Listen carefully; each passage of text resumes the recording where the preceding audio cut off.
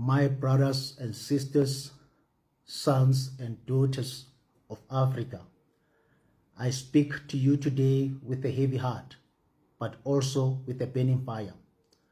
A fire to awaken us, to remind us, and to call us back to who we truly are. Africans are the only race in the entire world that worships the gods of other nations more than their own.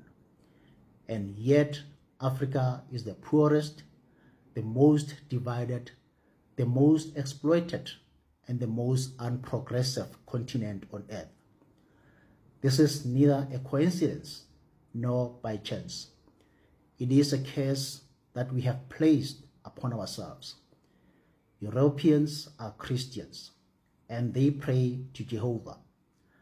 Arabs and Southeast Asians are Muslim, and they pray to Allah. The Israelites are Jews, and they pray to Yahweh. The East Asians, that's China, Japan, and the two Koreas, chose to remain true to themselves, and many of them do not worship at all. They totally refused to bow before foreign gods. And look at them today. They are wealthy, powerful, progressive, and united. And what about Africans? Africans turned their backs on their own God and despised their own ancestors. They began to call their own spirits evil and demonic while kneeling before the ancestors of other nations. They placed Jesus above their own forefathers. They placed Muhammad above their own bloodline. And for this betrayal, they are being punished. For this rejection of their roots, they are cursed. As we speak, Africa is the most religious continent in the world, with almost 700 million Christians, which is 31% of Africa's population, and almost 370 Muslims, which is 34% of Africa's total population. Before the arrival of a white man, before the Arab conquest, and before colonizations, Africans knew God and already worshipped the Supreme Creator. They knew the balance of the universe, that nature itself carried spirits. They knew the river, the mountain, the earth, and the sky. They honored their ancestors who interceded for them with the Supreme Creator, just as prophets and saints intercede for other nations. Africans had a living, breathing, and thriving spirituality. But then came colonization. Then came the missionaries, and they told us that our ways were evil, and they called our beliefs savage. They called our traditions demonic. They erased our languages and changed our names. They buried our customs and taught us to hate ourselves. Religion became the sharpest weapon of conquest. Missionaries prepared the ground for colonizers. The Bible and the Quran were held in one hand, while chains and guns were held in the other. Black people were told to obey, submit, serve, and God will reward you. Churches legitimized slavery. Mosques justified submission. Our gods were cast aside, and Africa was broken. Religion divided us, tribe against tribe, clan against clan, and even family against family. Look at Nigeria today. Christians against Muslims, both foreign religions, neither truly African. This division is not natural. It was planted. It was sown. And today it still bleeds.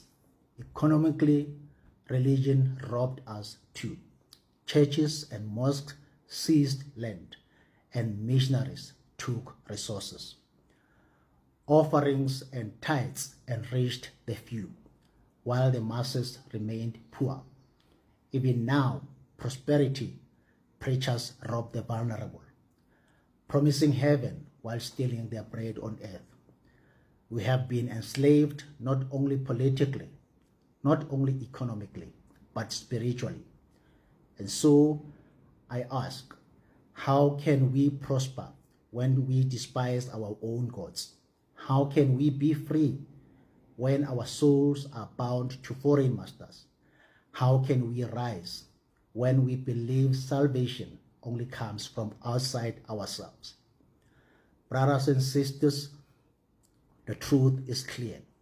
Until Africa returns to her roots, we will remain a slave among nations. Until Africa honors her own supreme creator, we will remain cursed. Until Africa calls upon her ancestors once more, blessings will not flow.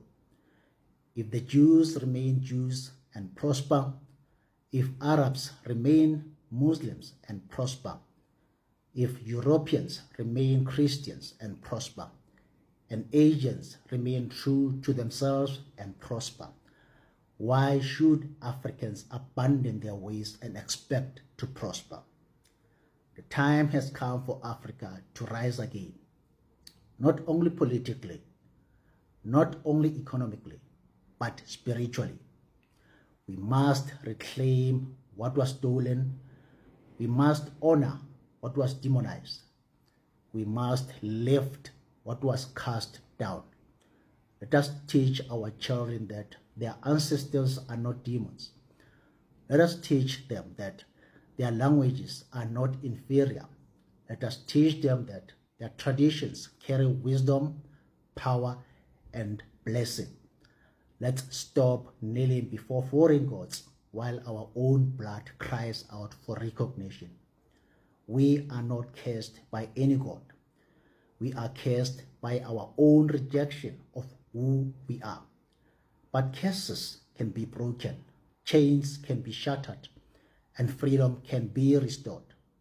So I say to you today, rise, child of the soil, return to your roots and ancestors, return to your supreme creator. For only then we will stand equal among the nations of the earth. Only then will the world respect us. Only then will we prosper. The time of wandering in darkness is over. The time of awakening is here. The time of return is now. Thank you so much. Whatever you do, don't forget to hit the plus sign behind my picture and like my video. Peace. I'm out.